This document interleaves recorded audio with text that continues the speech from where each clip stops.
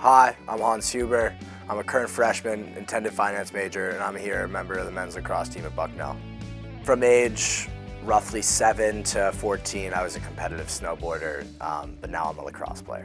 I competed on a national circuit, particularly around the US, attending various events across the country, and then competing at nationals every year in Colorado. The mountain was really right in my backyard growing up, and I originally started out on skis. I kept seeing snowboarders walk by, and my dad was a snowboarder, and I always wanted to try it, but they didn't really make snowboards for my size. I kept going up to the snowboard rental guy at the base lodge, and he eventually let me lend out a board, and I went up, and I never looked back, and I never ridden a pair of skis since.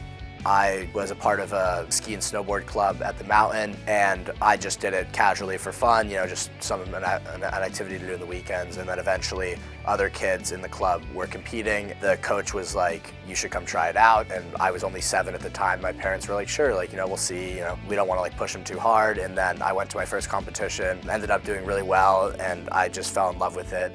There's 5 main disciplines: slopestyle, halfpipe, border cross, slalom, and giant slalom. I competed in all 5 of those, so those were events every single weekend, and you would do 3 events for each category. You would get points based on your finishes that would qualify you for nationals. And then as you get older, you start to do more complex events, and you get into FIS, which qualifies you for what you see as the X Games, Olympics, which was what I would have transferred into around when I was entering high school. You have to take that next step of competitions, and you can't just strictly do the ones, in the US. You have to start traveling globally and training 300 days a year on the snow, which is really hard to balance with school. Education was something that I always valued and was something that I wanted to continue to do, and it's really hard to mesh the two together.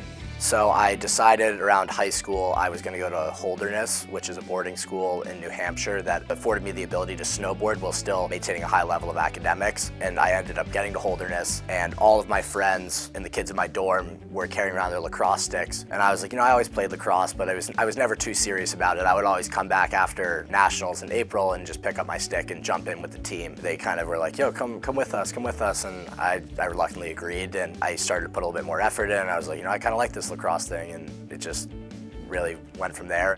Snowboarding helped me with lacrosse. I think that taught me to just work extra hard to make sure that I wouldn't be able to let my teammates down, and that's something that I pride myself on, and I really try to take is being the best I can be for not only myself but also my teammates. Back home, me and my dad would go up pretty much every morning the past couple years, just father-son, catch some runs, and that's probably my favorite part that I've taken away from it and why I still love it so much. While I'm still not doing the competitive aspect of it, it's the long-lasting memories and the shared experiences that I can have with my dad and my friends, and it's something that I'll probably do for the rest of my life and continue to just have fun with it.